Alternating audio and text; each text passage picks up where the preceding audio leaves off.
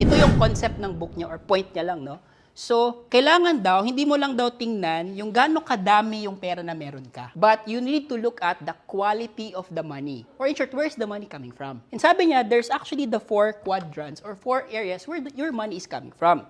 And by looking where your money is coming from, you're gonna see where you will be. Yayaman ka ba or maghihirap ka ba? And sabi niya, meron tayong tinatawag na left quadrant where E and S is actually present. E stand for employment.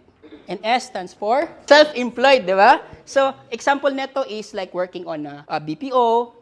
Self-employed could be freelance, doctors. Ang point lang ni ni RK, no, Robert Kiyosaki, na if you're here in this quadrant, you're actually called poor. Coach, may mga doktor, architect, engineer, mukhang okay naman, pero bakit still nandito sila sa poor? Kasi for example, you're a pianist, di ba? Naputol yung kamay mo,